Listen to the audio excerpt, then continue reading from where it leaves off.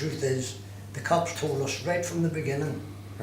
Sergeant Bennett, as he was then, who became the commander in one of the commanders in 1976. Yeah.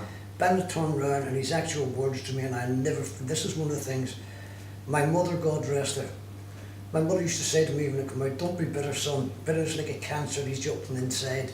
And I had a hard time trying to explain to my mother, I am not bitter against every police officer. I met some wonderful cops along the way when I was getting moved from prison to prison. And I used to have the break, like it was a long journey, and they put us in the police station. And we'd have tea and a sandwich and what have you, and I met some wonderful cops along the way. And I tell my mum, the one thing I can't fucking forget, I see it every fucking day of my life. Bennett turning around and telling me, quote, we know you didn't do the bombs. We don't give a fuck who done them. We've got you, that's good enough for us. It keeps the public off our gaffers' back and our gaffers off ours.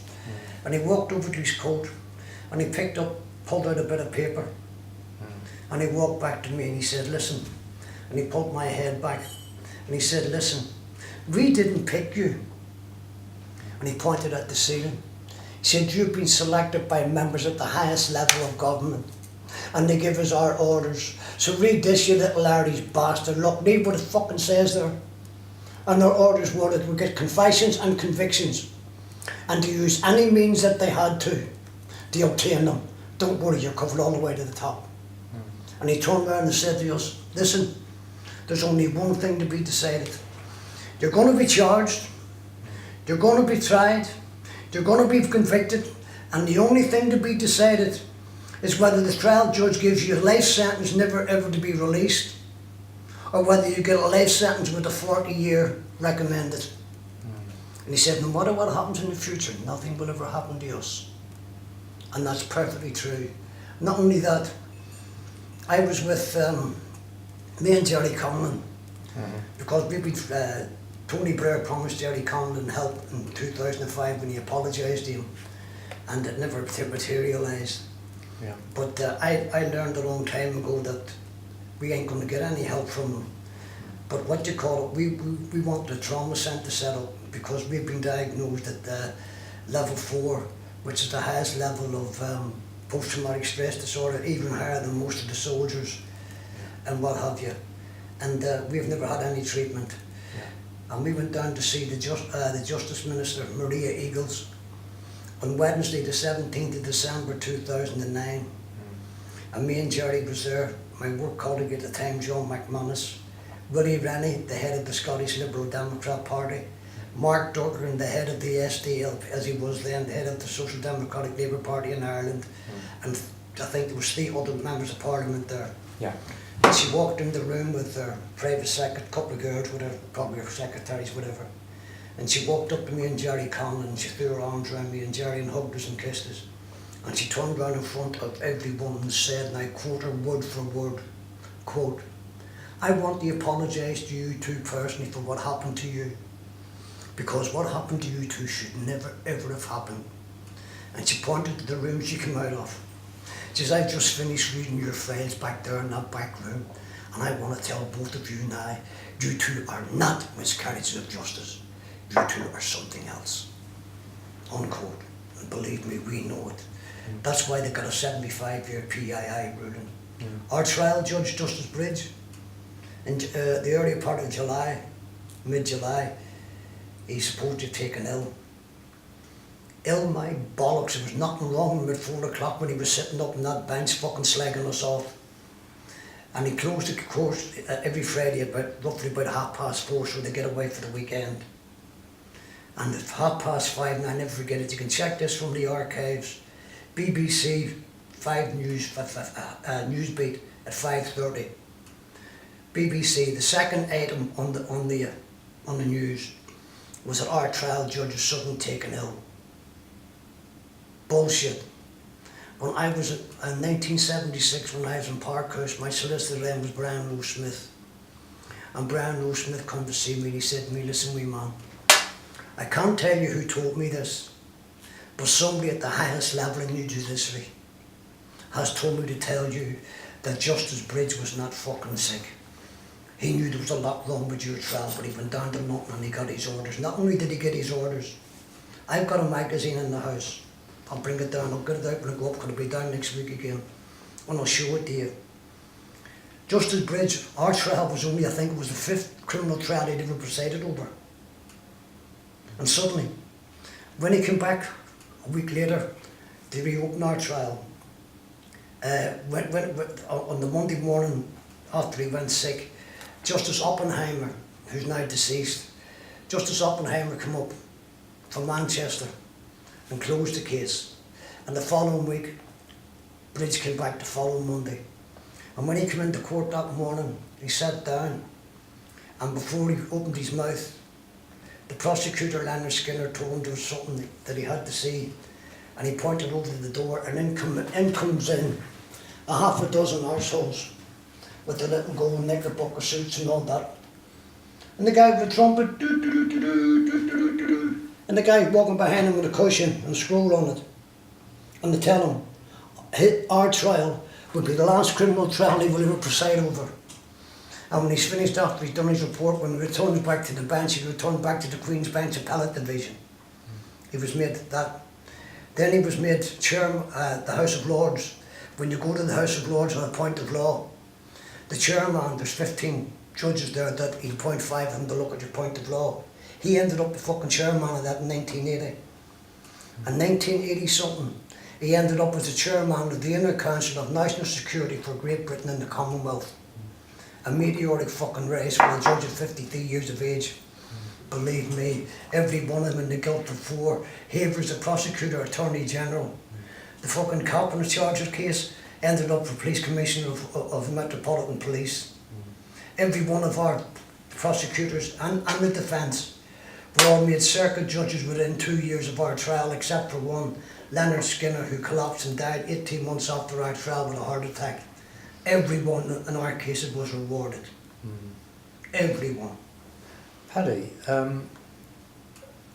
what I wanted to do, you've touched on a couple of things already, but can I just ask you 1 or 2 specific questions? Yeah, by any means, any questions you want. You know, when you talk about Bennett, the copper, what was his first name again? Hang on. If he's in your book... John Bennett. John Bennett. I think it is John Bennett, yeah. Okay. Ironically... And he got done. He got slung out of the police force 1993, 94, thereabouts. He came out of the Gary Owen Club, Joyce's Club on the Coventry Road, the Gary Owen. I know Joyce, big fucking bully. And what you call it, he came out of there and he was about 6 times over the drink limit. And he crashed into a couple of cars coming down the Coventry Road and he got lifted. Right. And he ended up going to court, I think it was in Wolverhampton. Right. And lost his licence and got, I think it was £400 fine. Yeah. And he got fucked out of the police force. Right. Yeah. Or else he just took early retirement because he was coming near the end anyway. I want to just ask you a couple of specific things. Are you going to video any of this, Dad? I'm recording at the moment, yeah. Because yesterday I did a piece which came from the Press Association. It was about the 10 books that every secondary school pupil ought to read. And basically, top of the list, they got George Orwell's 1984, and Harry Potter was in there somewhere.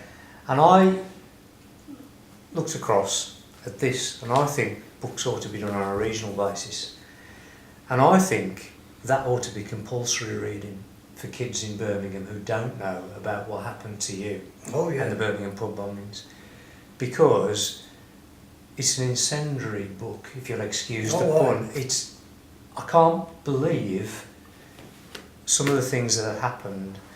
And I was looking at the thing yesterday because I was just preparing for the interview today. And what I was going to say to you is this: Friday, August the 15th, 1975, when you look back at that date, I know it's a date you'll never forget, can you still hear the jury foreman? Oh yeah.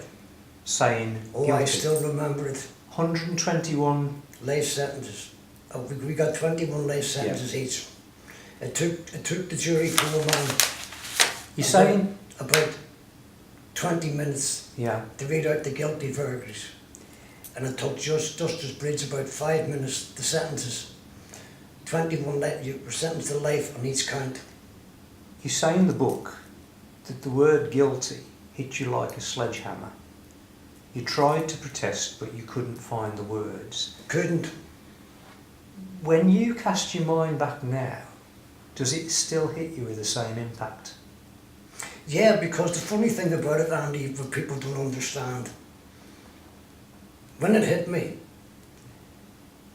it was what I was expecting and what I'd been waiting for. Yes. Because we were in the unfortunate catch-22 situation. Yeah. Who the fuck wanted to believe that we were innocent? Yeah. Nobody. Nobody. The only people that wanted to believe was our families. Yeah. And a few close friends. Yeah. And that's it, bottom line. And we knew that we had to be found, at the catch-22 situation we were in, we had to be found guilty before we could even fight to prove our innocence. And you see the day that we were found guilty, what do you call it, the cops, the governor of the jail, I can't remember his name offhand, but the governor of the jail, he had 6 cars sitting in the quadrangle with our possessions in the back seats, in the boot, waiting to take us home, because he knew that we were innocent, and he was hoping and praying that we were found guilty, or we were found not guilty.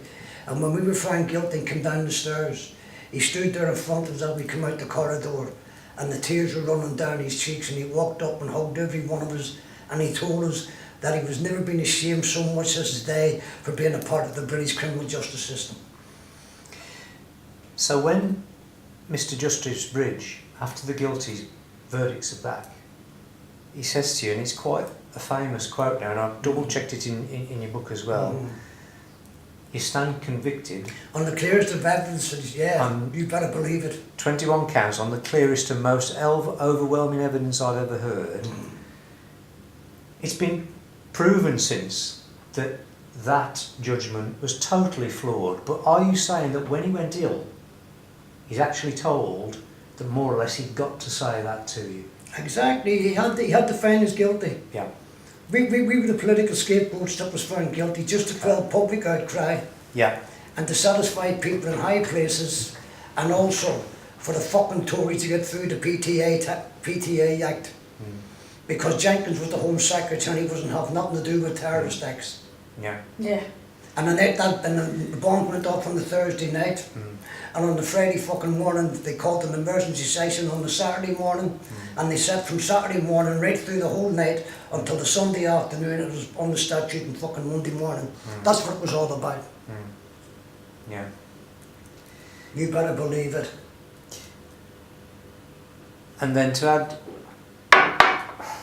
salt into the wounds, as you're actually being led away, Mr. Justice Bridge then praises the police for the way. Oh, he said that the cops had there was no stain on their character, that they acted with the utmost propriety and done everything but, yeah, exactly. And you know, look, one of the sad things, Foot, the used to write for the Mirror. Yeah, Paul Foot. Paul Foot. A couple of years after I got out, I'm on a platform with Paul, and he turned around and stated in front of the audience, it was a packed house, I think it was the Mansion House in it was a month after I got out, at the Mansion House in Manchester, the first public speaking I did. And he turned around and stood up and he apologised. And he turned around and told me, practically every member of the media that sat in that court for the first week knew there was a lot wrong with our case, and they hadn't got the balls to print it. And he apologised for it. He said, I wish they had the guts to do it. But he said, I didn't, and neither did anyone else. You know? Just at this point, I want to ask you a couple of things, because I know with Mick Murray, I know obviously he's dead, and I know of his involvement. Oh, he was the planter, one of the planters. Can I just, do you happen to know the other two blokes, Sheehan and Kelly? Do you know whatever became of them? Because I'd like to track them down if I could. Well, Kelly, the last I heard of Kelly, because Kelly said he was a spying on the IRA and load of bollocks. Yeah. Anyway, what you call it, but I do remember he had a brother or a brother-in-law who worked in the security forces somewhere up around Blackpool. Right. And after our trial, I believe he went up with him, but I couldn't tell you. Right. And Sheehan, do you know whatever happened to him? He went back to Dublin. Because I've tried to look at our cuttings. These are the other blokes who are in the dock. Mm-hmm. Oh, are these the three that were also sentenced, but they're only sentenced to like yeah, one 6 of them, months or... one of them only did a couple of days. Yeah, that's it, yeah. But, and is he the one that we believe to be the undercover? Kelly and Woods, it's the same name, Kelly Woods, what you call it. Is he the one... He said he's an orange man. And he said he infiltrated the IRA to get information from the police, but he never went to the police until he was arrested. He never spoke to them, you know. But because of that, what you call it, he had already been in custody 8 months, and the judge gave him 18 months, and after that he was going into hiding, and I believe he got a different name, so I couldn't tell you. Is he the one that's... Yeah, I think he's the one who was undercover, the infiltrator. He could well be. He could well be. And is he the one who was made captain posthumously? No. Kelly was never involved with the IRA. What you call it, the IRA got their hands on him with a fucking blowing his head off. Kelly had nothing to do with the IRA. What you call it, the two people who made the bombs were Jimmy Gavin and what you call it, Hayes, Sean Hayes. Anthony Hayes is his real name. Anthony Hayes was the OC. Let me explain the structure for the IRA. There's two men at the top, even though they deny it. It's Adams and McGuinness. Oh, yeah. Everybody knows that. Yeah. Except for them two, apparently. Oh, exactly. Underneath them was the 7-man IRA Army Council. And then after that, it's broke into areas, area commanders, and then broke down into cells, etc. In Birmingham here, there was about, I can't remember, about 15, 16 were nicked in the April of 74.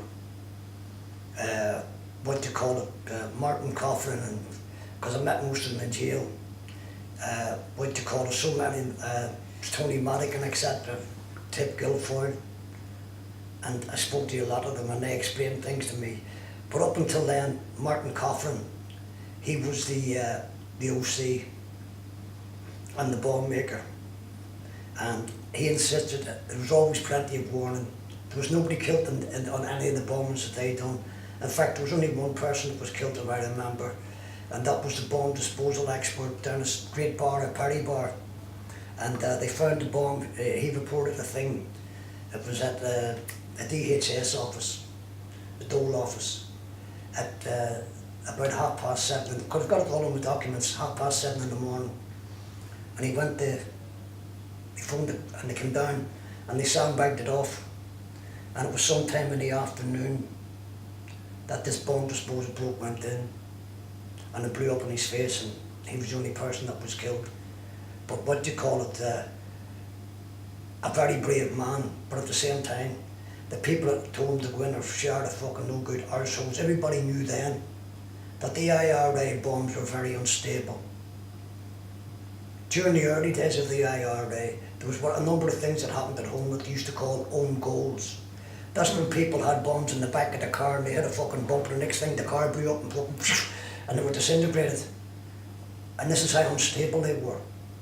You know, so in my own personal opinion, yeah, I admire the man for going in, but I think it was very foolish, because if it had blown up, the only thing it was going to destroy was the fucking doors, and a bit of brickwork was already sandbagged off and everything, you know.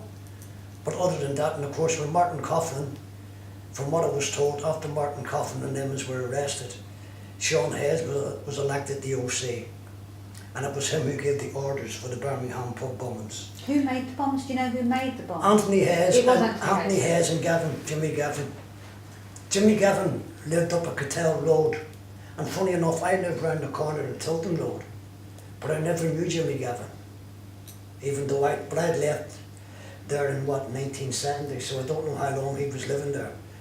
But there was a little row of garages, lock-up garages, about 7 or 8 of them, alongside the wall of what you call it, the Birmingham City football ground.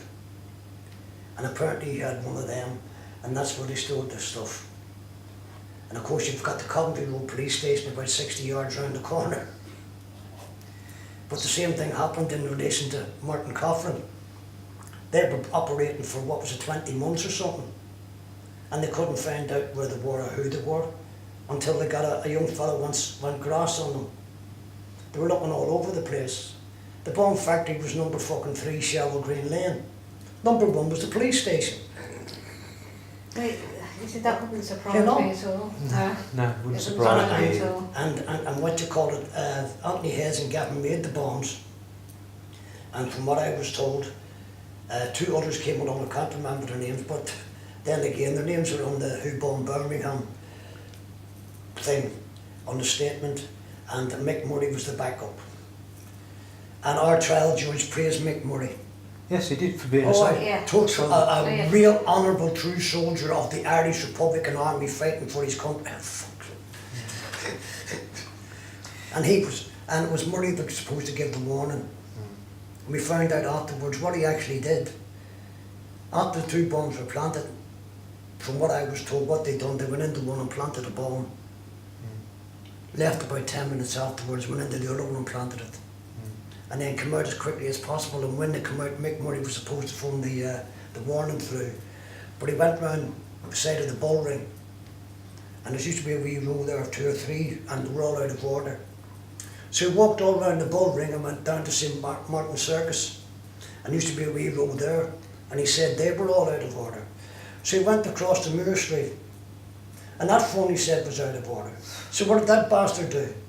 He stood at the bus stop and waited for the bus to come, got on the bus, and the bus took him all the way down to the bottom of Litchfield Road to his local pub, the Crown, and he knew there was a phone there, so that's where he phoned it. By the time he got down there, sure, and gave the warning, It's too late. well, they didn't have much time. Yeah. So look at the way the Birmingham Mail, when the Birmingham Mail bloke got it, he phoned through the Lloyd House. Lloyd House fucking ended up passing, nothing to do with us, phone Digbeth. It's their jurisdiction, you know. Is that what, have you been told that? Oh, aye. Paddy, in the same chapter, when you're actually sent down, you say, there's a very poignant line that you come out with, and you say the police and the screws and the lawyers and the court and the judge were not going to do what they'd done to me and get away with it. Yeah, I was going to prove my innocence, and one day I'd walk free. yeah. Obviously, you eventually walked free almost 20 years later. Yeah, I never realised it would take so long. Do you still feel that in some way you have to prove your innocence? Well, for instance, no, I don't have to prove my innocence. No. As I tell people, I don't give a fuck what anybody thinks. I hold my head up high. Yeah. And I said this, and please, I don't mean this in any disrespect, I don't mean to be callous or any disrespectful way. But as I told my mum and dad, as far as the 21 people that were killed and the ones that were innocent, Yeah. when I go to bed at night, I go with a clean conscience, knowing that I had nothing to do with it. And that's what kept me going in jail. Knowing that you're innocent, Yeah. you know? And what you call it, I knew one day we would walk out. Yeah. But the sad thing was, as I said earlier, nobody wanted to believe us. And it actually took me 10 years to have someone in authority to actually sit down and talk to me. Yeah. And that was Sir John Farr. Yeah. And when I wrote to Sir John Farr, when I got to Gartrey in '82, I remember going to Gartley Tuesday the 8th of August 1982, and there was only, 40 was in the jail because they just had the rats just not long before. And it was costing £1,300 a week to keep me in Gartley in 1982. And I used to write letters. I wrote literally fucking investigating journalists, television, members of Parliament, House of Lords. And I must admit, I used to start off the letter beautiful. And I've got them in the house actually. I've got marked 1, 2, 3 and 4, what have you. And I used to start off lovely. And then when I started to scribe, what happened is I used to lose it. Them dirty, no good cunts, them fucking, I used to name, and right into one.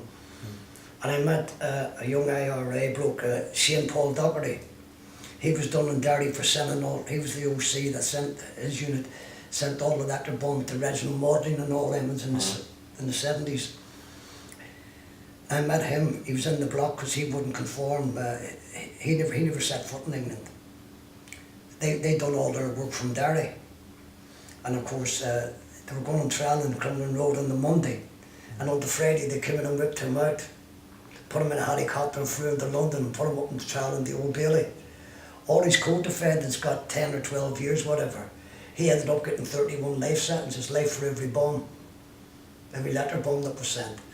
And while he was in jail, he comes from a very well-to-do family. His uncles and all that are professors and what have you, very educated bloke. And he's in the block, and I ended up in the block. And I'm talking to him and what have you. And he was asking me what I was doing, and I was telling him, and he says, "Me, show me the letter that you write." And I remember showing it, and I'm out in the exercise yard. It's only a wee small thing, about 3 times as long as this and about twice as wide. And he's looking out the window at me, and he comes to the window, he says, you're a fucking wally. He said, I wouldn't fucking read that, and I wouldn't help you. Get a grip. He said, you can't talk to these people like that. He said, there's a spicy way, you got to talk their language. So I said, he says, I'll tell you what to do. He said, I want you to write it out and stop going into one. Anyway, the same thing happened, went into one. And I gave it to him, Mark 1.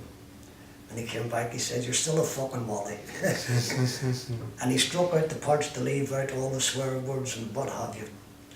And I concentrated on the rest, so anyway, after about 4 attempts I finally got there. And that was the letter that I sent out. And the first person to print it was the old McGill magazine from Ireland. And they printed it. And then the Irish News, the Irish Times, the Tribune picked it up. And Chris Mullen then was the editor of the Labour Party paper, the Tribune, at the House of Commons. And he read it, and he printed it in the Tribune. And then he come to see me. And then of course John Farr, I wrote to Sir John Farr and told him that I was innocent, etc. And after about 6 weeks he come to see me. And he walked in, on Monday, I think it was the 7th of March, 84, and he says to me, right, you wrote and told me you're innocent, so tell me why you say I'm innocent.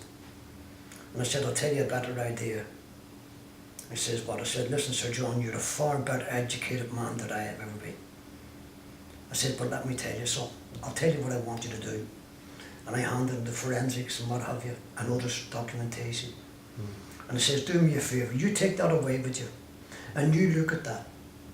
And if you think I've done something wrong, please have the balls to come back here and sit down in front of me face to face and tell me what you think I've done wrong. He said, is that? I said, yeah. And he went away, and I didn't hear from him for what, oh jeez, must have been another couple of months. And then suddenly out of the blue, I got word, and he come to see me on the Friday. At 9 o'clock in the morning, he walked in with my papers, and he just threw them up in the air. And he said to me, look, remember what I told you when I first seen you, when you gave me the paperwork? I told you then because of the seriousness of the allegations you were making.